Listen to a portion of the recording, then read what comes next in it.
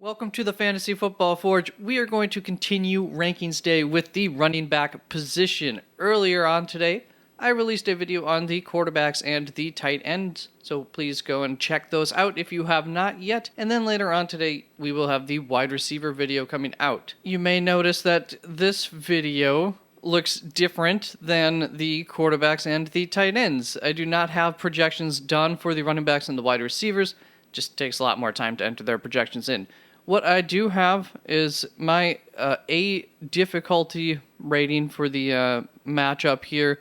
This is a portion of the player temperature gauge that you can see up on the website at www.theFFForge once I get all of my rankings up on there, which will be tomorrow on a Thursday. The process of getting these rankings is a little bit different than the quarterbacks and the tight ends, and so just a little more meaningfully when I say that these are temporary projections. There will be some big adjustments once I get my projections done. That does not mean that I don't stand by these, but I would recommend checking out, my finalized projections, and ultimately projections are fluid all the way up until Sunday, so come and visit me 1 hour prior to kickoff to see my final projections, but I do try to keep them updated on the website as well up until usually about 2 hours or so before kickoff, where I have to pull them off and get ready to go live. In this video, I start off with the expert consensus rankings, whereas the quarterbacks, tight ends, I don't start off with the expert consensus rankings, and then I will shuffle them from there in order to find out the guys who I am disagreeing the most with compared to the ECR, and I have those guys highlighted in green if I am above the ECR, red below, but you can see how different I am all over here. Positive means I'm above, green below. And over here, just have a bit of a confidence teardrop type thing going on with the different colors. One thing I did notice at first with the running backs is it's a lot like the quarterbacks last week, where a lot of the good guys have bad matchups, the bad guys have good matchups, or not necessarily bad, but just guys that are lower, most weeks have really good matchups, and the opposite. As you can see, a lot of blue here, and once we get to the next set of running backs, there's going to be a lot of red. So do expect running back position as a whole to be limited this week, just like the quarterback was last week. Kicking it off is Derrick Henry at the number 1 spot, followed by Jonathan Taylor, Saquon Barkley, Austin Eckler, Nick Chubb, Dalvin Cook, Christian McCaffrey, Josh Jacobs, Alvin Kamara, Ramondre Stevenson, Joe Mixon, and Aaron Jones. Notice a bit of a tone shift there as I get to Ramondre. It start to feel a little less confident right there, as you can see with the color change. Really, nobody to talk about. These guys are all must-starts. And so that will bring us to our RB2s, which gets kicked off with Dameon Pierce at the RB13 spot, followed by Cordarrelle Patterson, David Montgomery at 15, Miles Sanders, Tony Pollard, Jamal Williams, Devin Singletary, Deonta Foreman, Brian Robinson Jr., Najee Harris, DeAndre Swift. And to wrap up the RB2s, we have James Conner at number 24. Let's just start off with Cordarrelle Patterson, who I have 5 spots ahead of the ECR. The ECR is 19 on him, and I have him at 14. It's a good matchup going up against Chicago. Last week, we saw Carolina sell out against the run against Atlanta. And I think that's the recipe to beating them. But I don't think that it should take some genius to figure that out. So if that's the first team to have done that against Atlanta, there's a chance that we see more teams do something like that now. We've seen that in the past where, it's a copycat league. So, it's always possible that Atlanta's going to have a much tougher time going forward finding their rushing attack. But I tend to believe in their rushing attack to a fantasy value extent. I can't imagine that Carolina's the first team that thought, hey, this team only runs, we should try to stop the run. So I like Cordarrelle Patterson enough going up against Chicago, which is not the same defense that came into the year. Then at number 15, I have David Montgomery going up against Atlanta. So on the other side of the ball, I do expect this to be a high rushing game, not a lot of plays, not a lot of scoring in it all in all, but a lot of that scoring may happen through the ground. So I do like David Montgomery this week. Khalil Herbert was injured, so that brings him to to 15 for me, 7 spots ahead of the ECR. The ECR on him is at 22. I would expect that to rise throughout the week. Khalil Herbert news was kind of new news when I grabbed these ECRs. Newish. And then I just have Tony Pollard here highlighted because Ezekiel Elliott may be coming back this week, so that would obviously change rankings a little bit. I would move him back 1 to 3 spots-ish on here. Not a huge drop for Tony Pollard if Zeke were to come back in these rankings.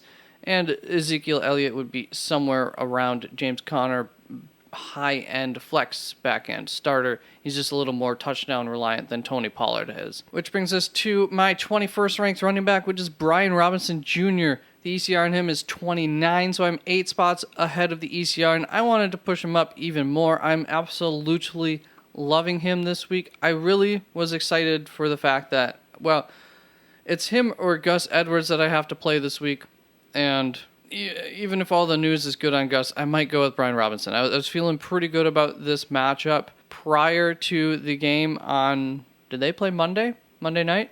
And then after seeing Brian Robinson make a few of those runs, he just went absolute beast mode. Off of that injury that he had, maybe he's coming into his own now, and Houston's like the worst team against the run, so really excited for that. This is the type of game that Brian Robinson should thrive in, and he did really nicely last week too, so probably a good time to have to rely on B-Rob once again. He's somebody I will be looking to move up as highly as I can justifiably get in my rankings this week. And then last up in this group of running backs, I have James Conner at 24. The ECR on him is 18, so I have him 6 spots behind the ECR going up against San Francisco.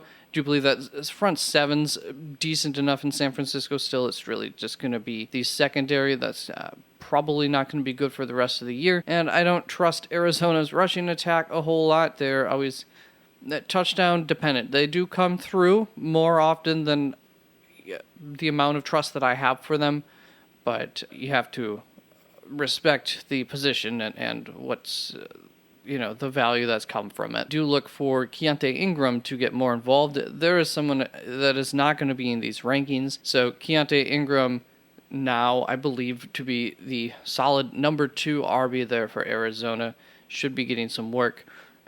His value shot up with Eno Benjamin getting cut from Arizona. And so you can see right here, there's a bit of a tier drop off right at DeAndre Swift. So we went from my must starts to there's something that's wavering my confidence level in them, but there's still really good starts, to my riskier start area here, which will then drop into the, I guess maybe like high floor guys. Like I trust that there will be some usage there, so there will be some opportunity. Will be the guys in rad. But right here at beginning at 23 and continuing on through 30 is the area where I'm definitely a little concerned or unconfident in things. So let's kick off my RB3s here at 25 with Kenyon Drake, followed by Isaiah Pacheco, Antonio Gibson, Michael Carter, Melvin Gordon III, Elijah Mitchell, Tyler Algier, Jerick McKinnon, Damian Harris, Latavius Murray, Kareem Hunt, and A.J. Dillon. Right at the top, Kenyon Drake. He's going to be higher if Gus Edwards is not playing this week, much higher. And Gus Edwards will, if he's playing, will keep Kenyon Drake, probably push him to like the top of this tier, so around RB 30-ish in these rankings. And I would put Gus in that event into this tier for sure. I do believe, going up against Carolina is a good matchup. So, like, currently, I would just put him right behind Brian Robinson. So, around RB22, back-end starter. Now, let's move on to Antonio Gibson, who I have 6 spots behind the ECR. I have him at 27. The ECR on him is 21, going up against Houston. Also, still a great matchup. I just think that this is a game script that will work in Brian Robinson's favor more, but Antonio Gibson's going to get his opportunities out on the field, and I look for him to take advantage of those and have an okay week for you. Now let's look at Elijah Mitchell. Just real briefly here, wanted to touch upon him because I do want to move McCaffrey back a little bit further than I currently have him and move Elijah Mitchell up a little bit further. I do think that split last week was probably pretty accurate to what we'll see going forward. I would hope and think that this coaching staff will look at their decision to not have McCaffrey on the field right near the end zone on the goal line and say we should probably have our best players out there, no matter how good you feel about Elijah Mitchell. There's no question that defenses, at the very least, are going to have more apprehension and respect what Christian McCaffrey can do to them more, which just opens things up for other players at the very least. So maybe that was just still a thing of they have more confidence in that play calling or in that area of the field with what Elijah Mitchell brings to them, but I would assume that will be something that should change quickly. Hopefully it will for Christian McCaffrey owners, but Elijah Mitchell owners, be happy for now that staff has a lot of confidence in him, and I do think that is a fairly true split there. That's something that San Francisco's done a lot. Now let's move on to Tyler Algier, who I have 4 spots ahead of the ECR. I've met 31. The ECR on him is 35. As much as I like CPAT, I do believe that Tyler Algier has a role on this offense, and that should just help the efficiency for all of the running backs that they bring out there. Going up against Chicago, it's a good matchup, so I expect there to be some scoring opportunities, which helps raise the bar just a little bit for a Tyler Algier, who should also just have enough opportunities out there compared to some of these players. Then Jerick McKinnon, I have at 32nd. The ECR on him is 36. Once again, 4 spots ahead of the ECR for me. Going up against the Los Angeles Chargers, they are a bit of a run funnel, so that doesn't necessarily play into Jerick McKinnon's hands, regardless, especially if the Chargers get either or Mike Williams and or Keenan Allen back. That just makes this game all the more high scoring, which is going to help everybody on that offense just have a little bit more higher of a ceiling, higher of a floor even too, because there should just be more scoring opportunities in general. Good matchup, and Jerick McKinnon has a role that we know on that offense, which will give him several opportunities. Then we have Damian Harris at 33, which is 6 spots higher than the ECR. The ECR on him is 39, going up against the Jets. Not a great matchup, but I do expect him to have a fair amount of usage yet again in that offense. We'll see, but coming out of bye, he should be fully healthy, and I would expect them to return a little bit back to how it was earlier this season, but still definitely in favor of Ramondre Stevenson, and I can only get so bold on that before it's irresponsible of me to say. So let's move on to Latavius Murray, who I've ranked 34th. The ECR on him is 40, so I have him 6 spots ahead of the ECR. Going up against Las Vegas is a really good matchup. He had more rushing attempts than Melvin Gordon last week. I just, that situation there in general concerns me, being on Denver, but going up against Las Vegas is a really good matchup. So there's a chance that that rushing attack could be pretty good this week. There's a chance that offense could just look the best that they've looked all season this week. I would expect it to. So let's move on to my 35th ranked running back. That is Kareem Hunt, who I have 7 spots behind the ECR. The ECR on him is 28. I don't quite understand that. Going up against Buffalo, you would think that this could be a game script game for him, but last week was a game script game. They played from behind most all of the game. Kareem Hunt still didn't get a whole lot of usage and touches. So I don't know what's going on there. I was concerned about that preseason with all the rumblings of Kareem Hunt wanting to get out of Cleveland. Are there some plans for less usage and to actually use Nick Chubb like the lead back that he is? And it appears that has come to fruition. It's going to happen one of these weeks for Kareem Hunt, but there's, I'd rather have a 5-point floor than a 2-point floor ultimately when it comes to this back end of the running back position. And then that brings us to my number 36 running back, A.J. Dillon, going up against Tennessee. I have him 5 spots behind the ECR. The ECR on him is 31. I have him at 36. Tennessee's one of the better rushing defenses that there is.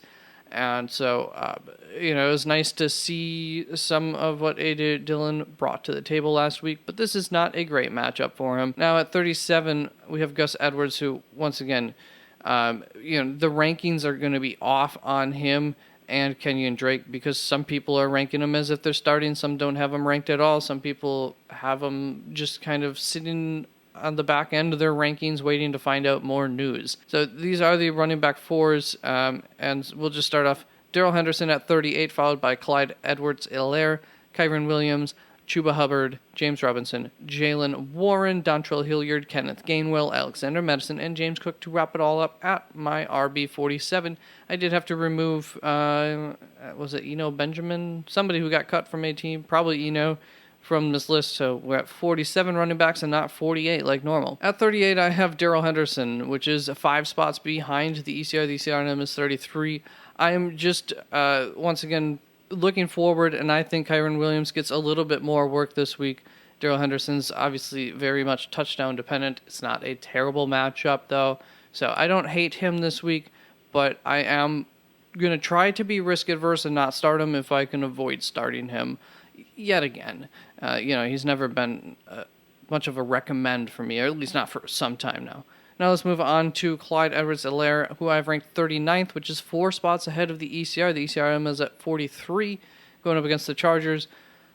I'm not trying to be irresponsible here, but I'm not buying last week's usage. My big concern with it, though, and why I'm not being a little bit more bold, I'm moving CEH up just a little bit more, maybe like above A.J. Dillon, Kareem Hunt, is that this is the matchup where KC, if Los Angeles Chargers is not at full strength, if they don't get Mike Williams and Keenan Allen back, then this is the type of the matchup where they could be in the lead, and they seem to like Isaiah Pacheco in that pounding role as their like lead back.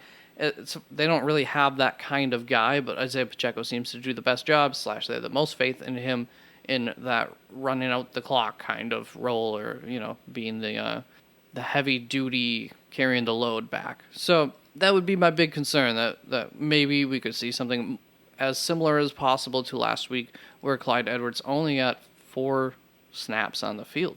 Yikes. Then James Robinson, I have at 42. The ECR is 34 of him, 8 spots behind the ECR. I don't really know how to... I want to see the projections on him. I don't feel comfortable with that situation right now with Michael Carter and him. I'm not sure what to think of it. Then Jaylen Warren, I have at 43. ECR is 38, so I have him 5 spots behind the ECR going up against Cincinnati. This wasn't supposed to... I'm not purposely having him lower than the ECR or anything. I didn't move him back purposefully. He just got shifted backwards a little bit for whatever reason. But he's, got more opportunities last week, so it's a good sign. And if you're stuck playing him, it's not the end of the world. So thank you very much for stopping by the running backs. I will see you in the receiving video, and I think I got all the announcements in the beginning. So bye-bye for now. See you soon.